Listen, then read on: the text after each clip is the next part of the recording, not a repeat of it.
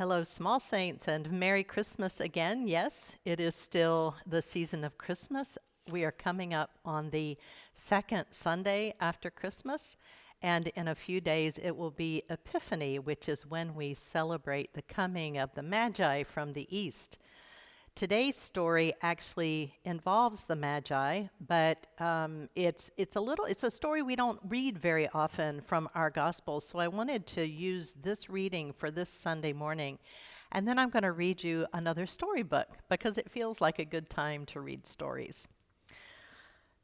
The Holy Gospel of our Lord Jesus Christ according to Matthew. Once the wise men were gone, an angel from God came to Joseph in another dream. The angel said, "The king is trying to find Jesus to kill him because he heard Jesus was a new king." That woke Jesus right up, and in the middle of the night they ran away to Egypt. They stayed there until Herod died. The angel came back and said it was safe to go back to Israel, where they were from. Joseph found out Archelaus was the new ruler, but Joseph didn't trust him either. So after another dream, he went instead to Nazareth in Galilee.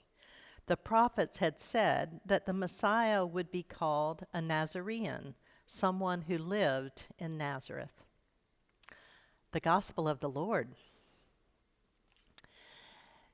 It's a scary story, this gospel. We sometimes run into those in our readings. And this one is scary because Herod the king was afraid. And when he was afraid, he reacted with violence. And so he was afraid that this baby Jesus was going to take his place. We all know that that's not what Jesus was after. He wasn't after that kind of earthly power, but Herod didn't know this, and so he wanted to hurt Jesus. And so Joseph had a dream. God came to him as an angel in a dream and told him to go to Egypt. So that's what that story was about. This story that I'm going to read to you is called Home by Another Way. It's a Christmas story. It was written by an Episcopal priest that I know. So I will try to show you the pictures as I go along because they're really beautiful.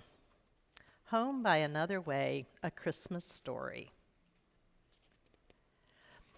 And this story begins with the second chapter of Matthew. In the time of King Herod, after Jesus was born in Bethlehem of Judea, wise men from the east came to Jerusalem, asking, "Where is the child who is born King of the Jews? For we observed his star at its rising and have come to pay him homage." And there you can see the star.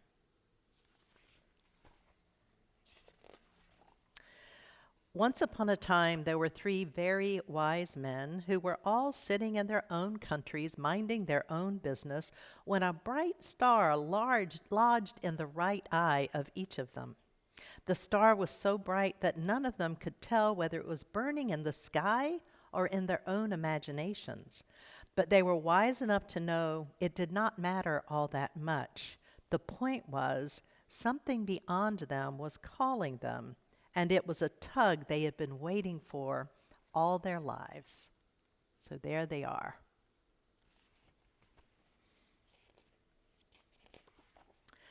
Each in his own country had tried books, tried magic, tried astrology. One had lived on nothing but dried herbs boiled in water.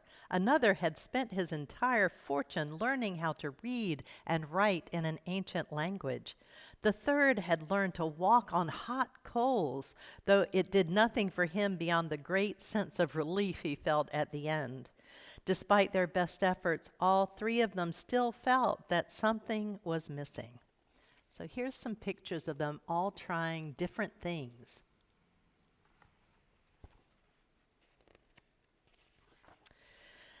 They were all glad for a reason. Let me just make sure I didn't skip a page. Yes. They were all glad for a reason to get out of town, which was clearly where the star was calling them, out away from everything they knew how to manage and survive, out from under the reputations they had built for themselves, the high expectations, the disappointing returns. And so they set out one by one, each believing that he was the only one with a star in his eye, until they all ran into one another on the road to Jerusalem.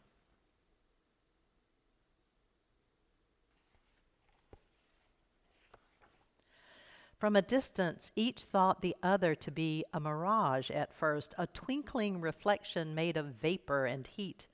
But as they drew near to one another, they saw the star they had in common, like a tattoo or a secret handshake, something that made them brothers before they spoke. They all believed that the star was leading them to Jerusalem. This made perfect sense because they had every reason to believe they were on their way to meet a king.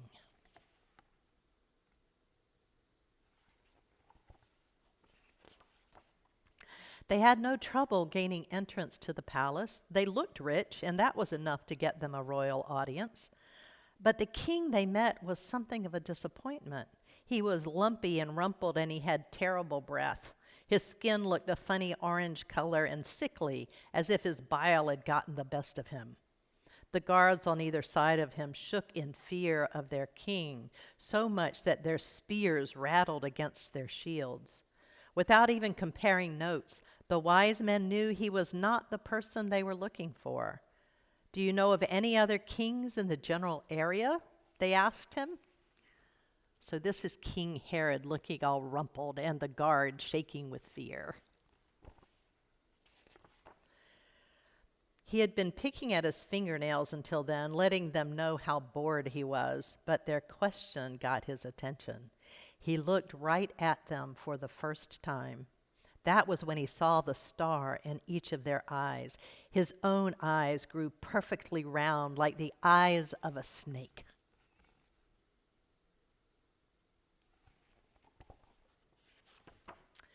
The king asked the wise men if they would please excuse him for a moment.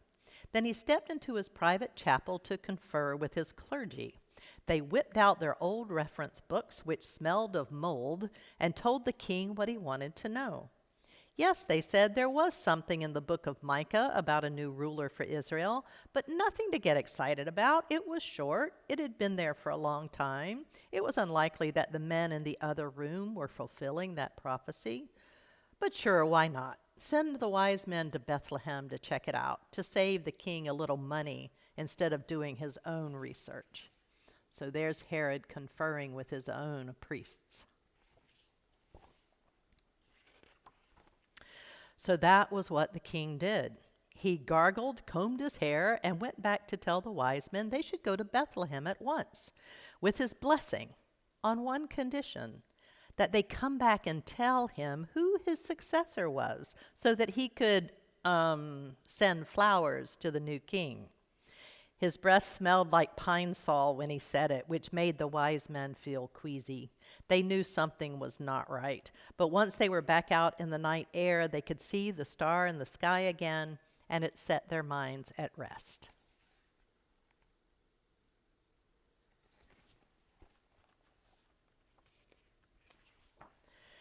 They followed it right to the doorway of a one-room house in Bethlehem. It was a perfectly nice place, modest but well-built, though not the kind of place where they had expected to find a king. A dog was sniffing the woodpile under the eaves in hopes of a mouse. Someone was practicing the lute next door, going over the same notes again and again.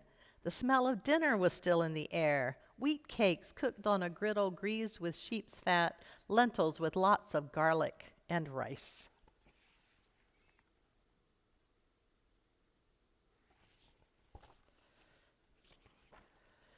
The place looked so simple they might never have chosen it themselves. But since the star had chosen it for them, they knocked. When the door opened, the couple standing behind it almost died of fright. Not that the wise men noticed. With their arms full of gifts, they crowded into the small space, bumping their turbans on the rafters and snagging their robes on the rough furniture. All they could see was the baby, who was not afraid and whose right eye shone with the same star they had seen before they ever left home. Get a good look at that one.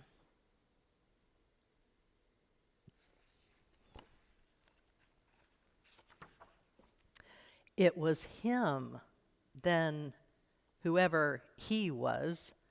They did not have a clue, but they knew what to do. They got on their knees and bowed their heads.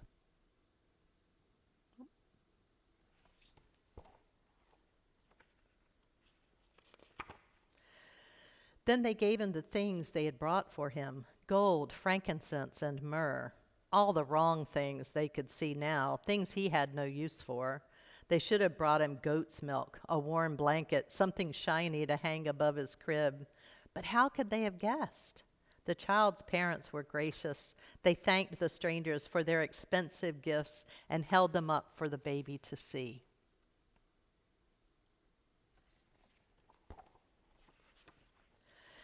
Then, to the wise men's complete surprise, the child's mother picked him up and handed him around, so that each of them held that damp, soft, living weight in his arms. When they were finished admiring him, she took her baby back, nursed him, and put him to bed. Then, before the light coming through the window of the house had entirely gone out, the 3 wise men fell asleep right where they sat.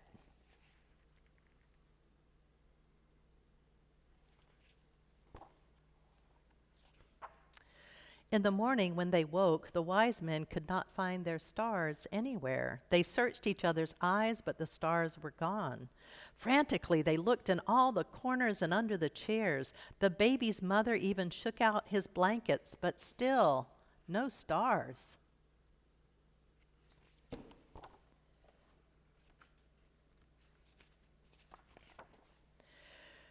Soon the wise men calmed down and said, "Never mind, we do not need them anymore."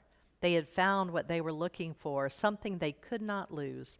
As much as they hated to, they added, they'd better be on their way. They would not be going back through Jerusalem, they said. All 3 of them had woken from the same identical dream, warning them to steer clear of the city. If anyone in Jerusalem knew anything at all, they would be here instead of there. Besides, none of the wise men's old maps worked anymore. They would have to find a new way home.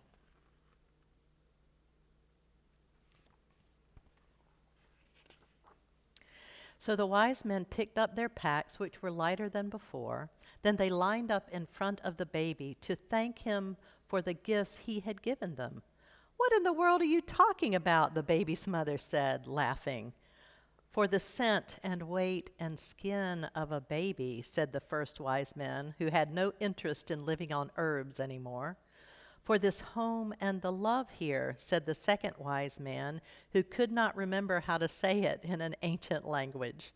"For a really great story," said the third wise man, who thought that telling it might do a lot more for him than walking on hot coals.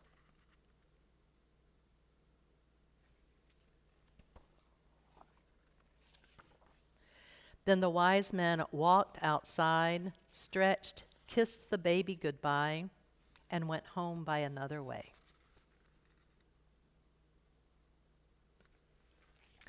The end.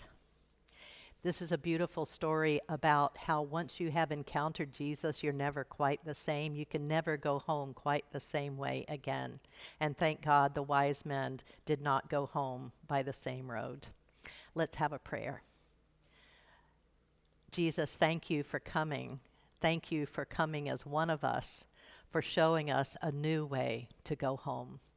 Amen.